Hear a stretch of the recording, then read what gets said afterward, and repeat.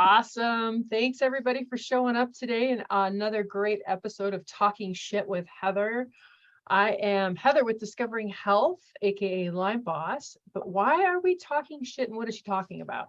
So I'm a functional diagnostic nutrition practitioner who likes to help fast-paced professionals overcome and conquer their embarrassing digestive issues, conquer their brain fog, right? And get all day energy and get out of pain naturally so that they can get back to living a joy-filled, productive life, right?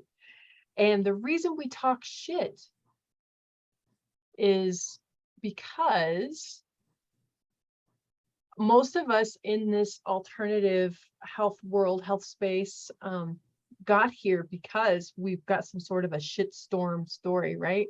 And that's when we heal, is when we bring that darkness or the taboo out of the dark and into the light, right?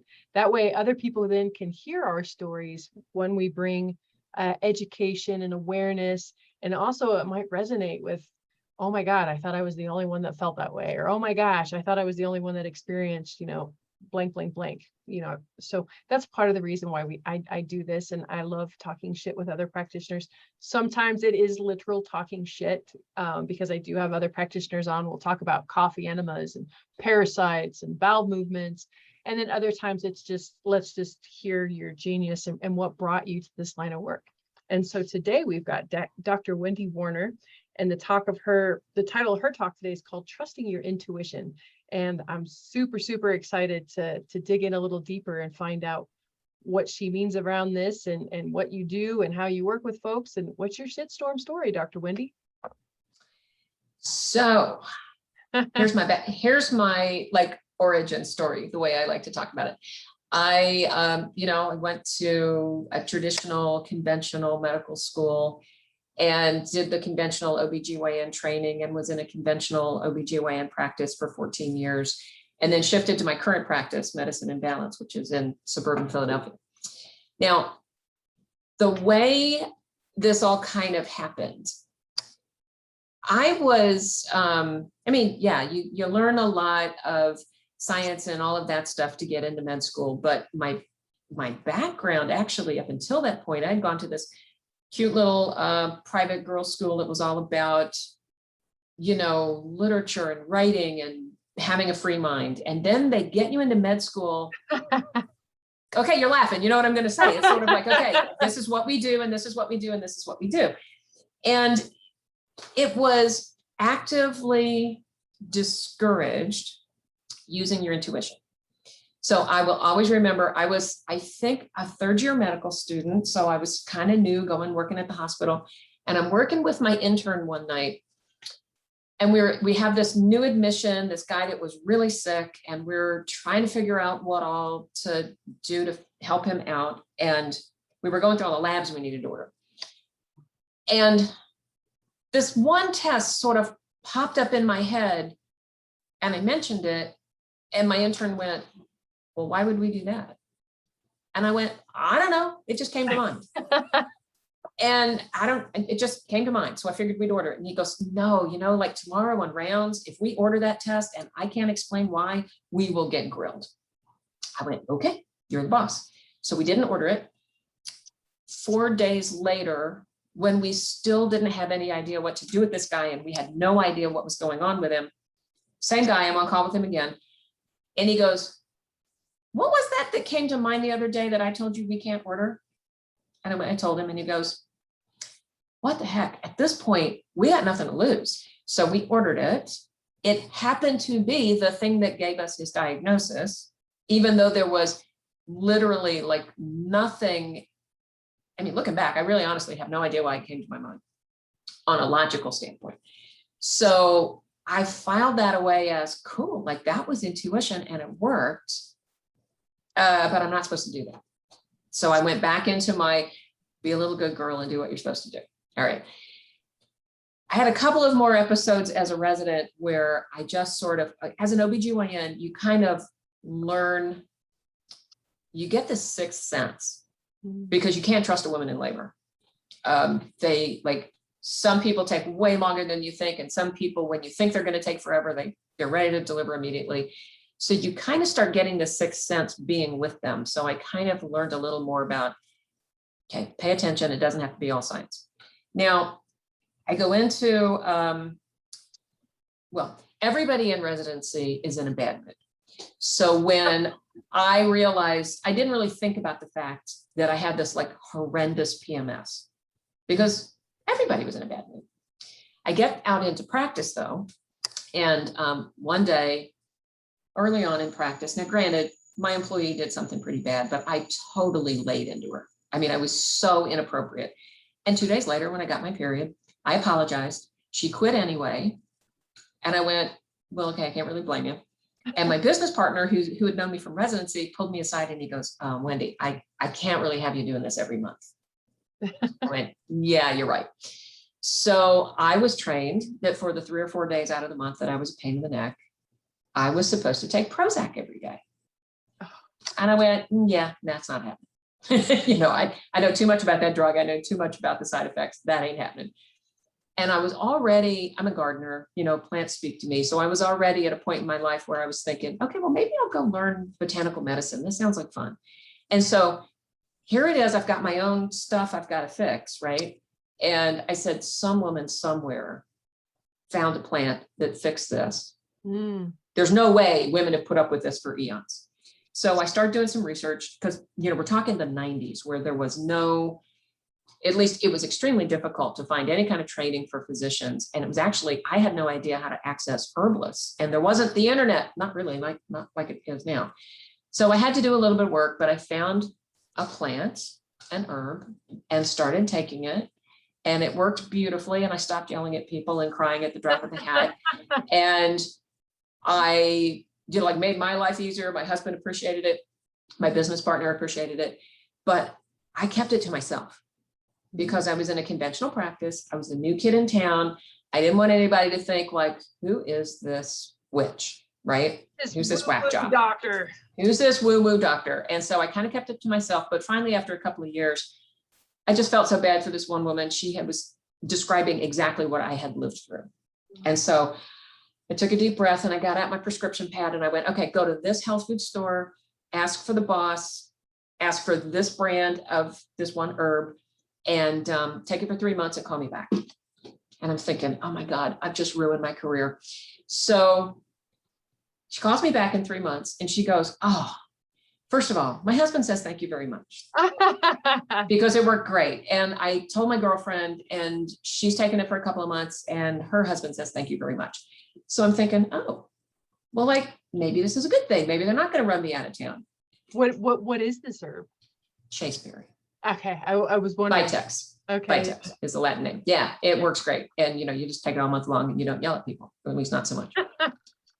And so I still kind of kept it under my hat. And I, at this point, was interested in learning more stuff. So I had to go out and kind of find it because it didn't like, it's not like now where you just Google, you know, natural remedies for this, or, you know, training for physicians in whatever. I mean, you couldn't find that back then.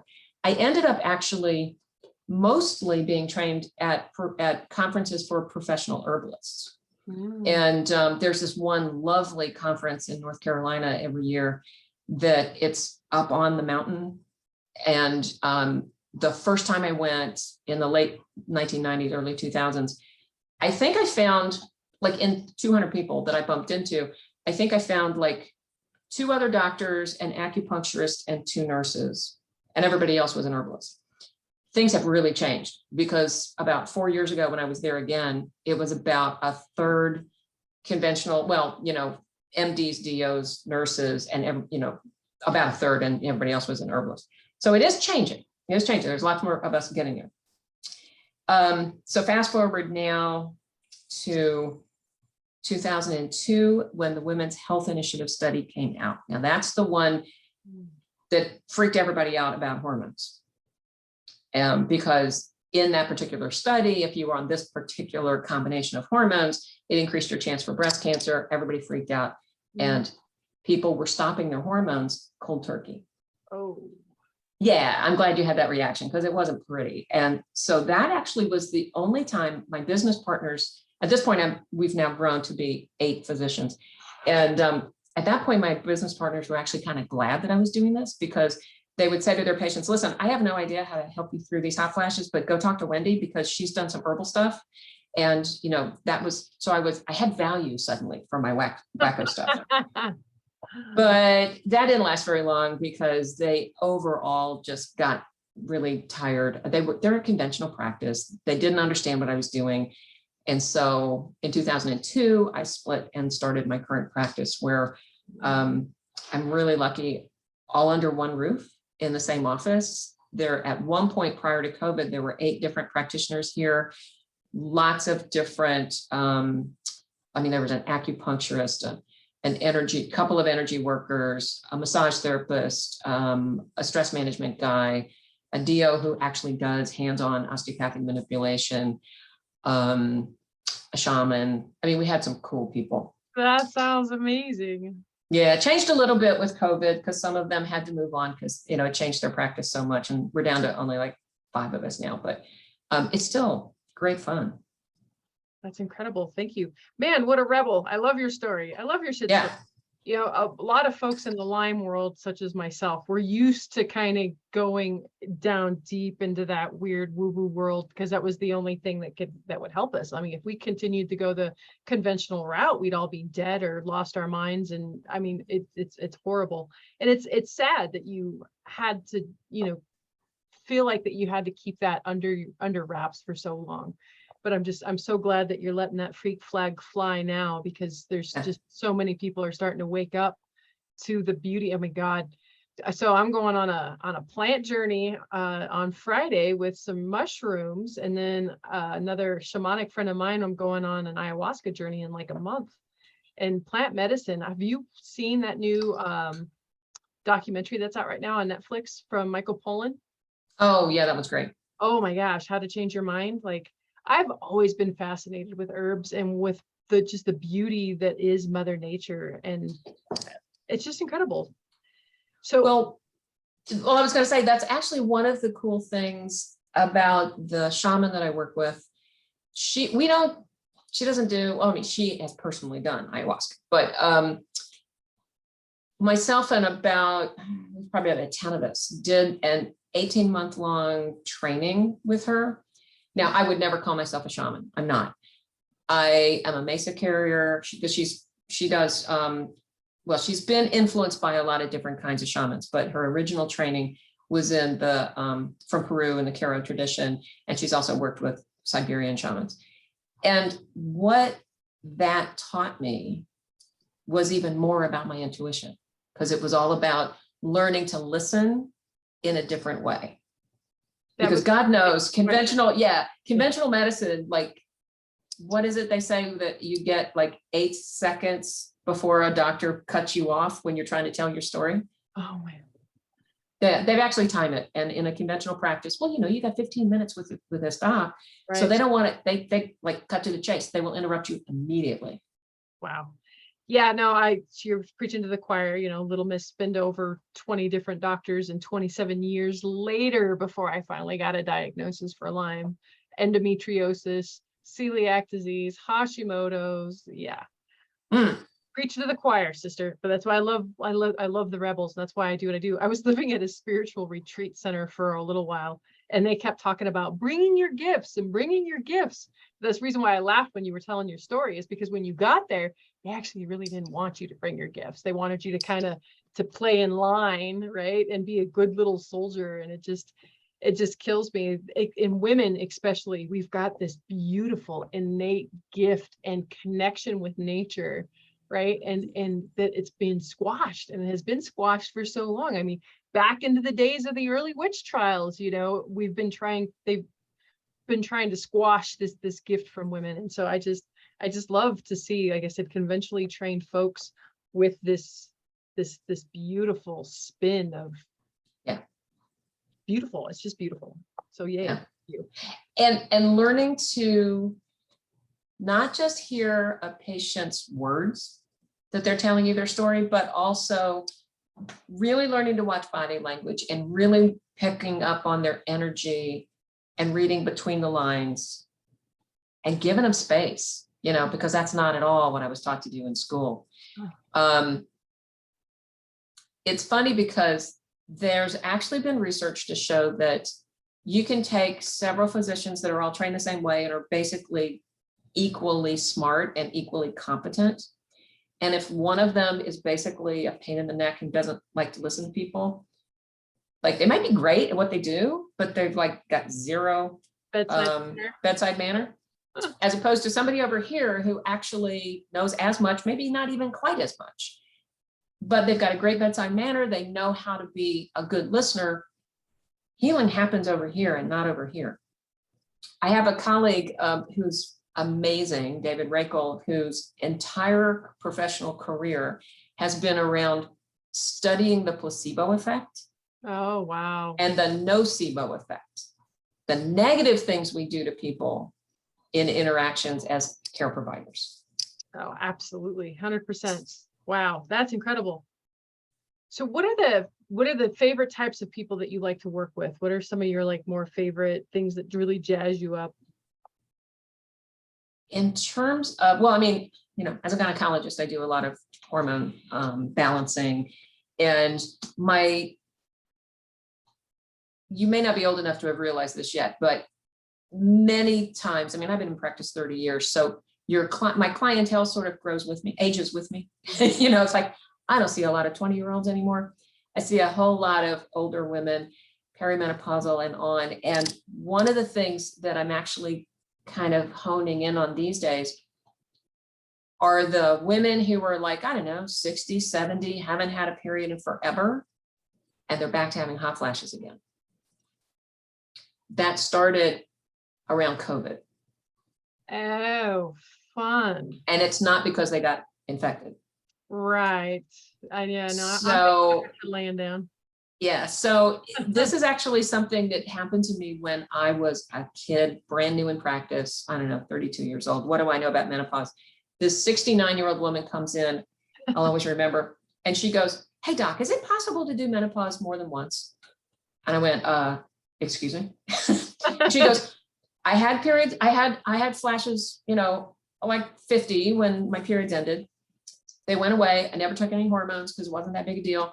She goes, but you know, for 6 months now, they're back and I'm flashing every night. And I'm kind of going, okay, I'm thinking to myself, I'm going to look stupid because this is nothing like what I have ever heard of. So what do good doctors do when they have no idea what to do? We send people for labs so that we have time to look something up. Oh. And we gather data. So I said, I have no idea what's going on, but let's get some data. All right. Turns out she was diabetic. As soon as she got her blood sugar under control, her quote, hot flashes went away. Wow. And I went, well, isn't that interesting? Okay, not a GYN problem. But again, I was early in practice in a conventional practice. So I just sort of filed that away and didn't really think too much about it. Well, then COVID hit. And at this point, I think I've got, I don't know, several dozen women in their 60s and 70s who have done the exact same thing. They've called me and said, is it possible to do menopause more than once? For every single one of these women, it's their stress hormones and blood sugar. Oh, fun. Oh, that makes total sense. Because that feels like a hot flash. So, you know, it's not about putting them on estrogen. It's about fixing those things. And it's funny because one of the things too, in terms of like, to get back to the intuition thing, I'm also trying to get my patients to pay more attention to their own intuition. Amen. Which a lot of people, I think when they've dealt with healthcare practitioners in the past, that was, if not actively discouraged, at least not encouraged. Right. And I'm telling people, especially like if it's a situation like that, you're 70 years old and you suddenly start having hot flashes again. Well, you need to be able to pinpoint, okay, what in the world has me so upset? So I'm asking them to say, okay, start getting in touch with your body better, pay attention. You know, my joke is always, if you wake up at 3 a.m. and you're hot at this point, what did you have for dinner? And what are you worried about? And so that helps them kind of start paying more attention and using their own intuition about what's happening. And they can cut it off before it gets too bad. Right. Wow, that's incredible. What a gift. Yeah. And so what do you have coming up right now? Are you working on anything, special launch, writing a book? Like what, this is your shameless plug time. Okay. Well, it's actually kind of funny because the book that I wrote years ago has nothing to do with hormones, and it's kind of a cute story. I co-authored a book called Boosting Your Immunity for Dummies.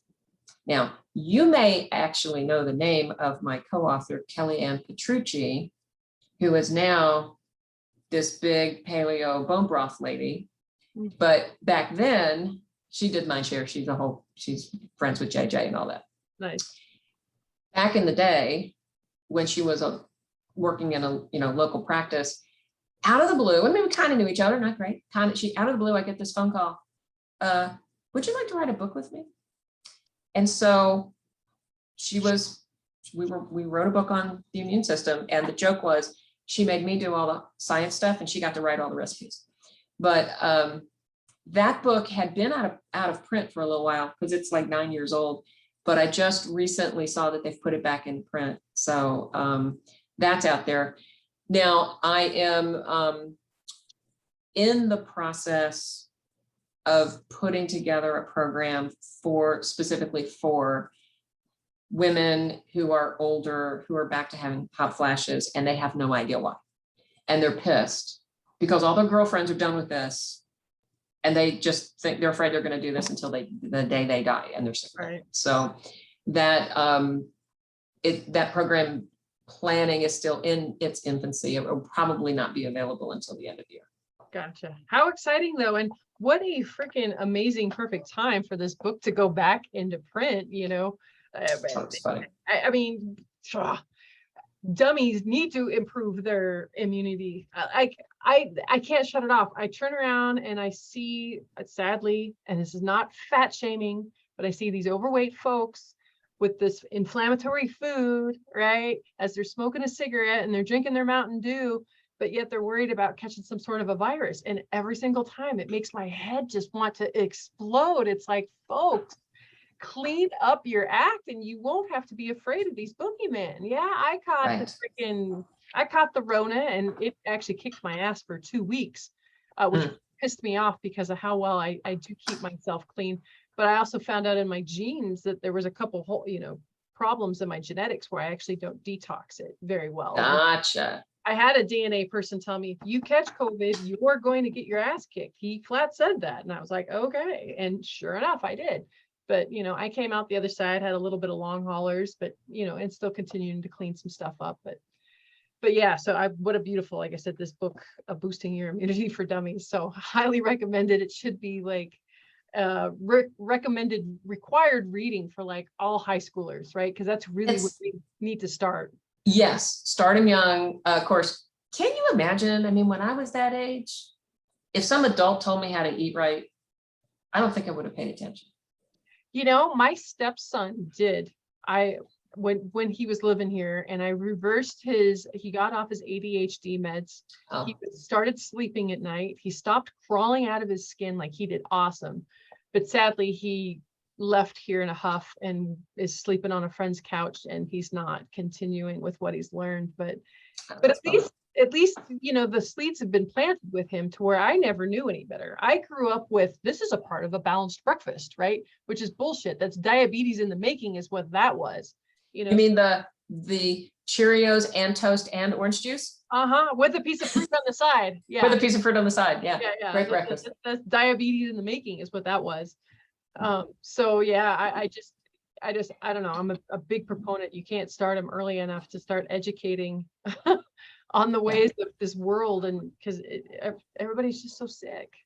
Yeah. Well, now my practice is a little unusual because people who want to be healthy come see me, right? I mean, I'm not seeing people that smoke and, generally, or go to McDonald's or any of that kind of stuff.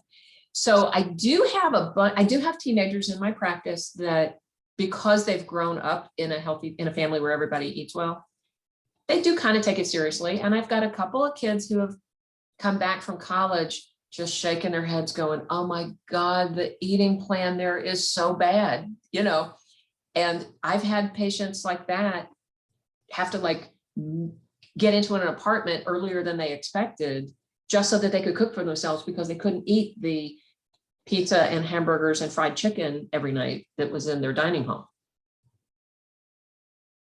Yeah. Oh man, well, we It's gotta pretty crazy.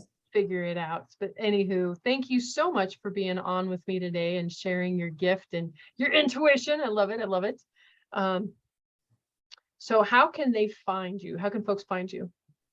So my social is at Wendy Warner, MD. My website is www.medicineinbalance.com.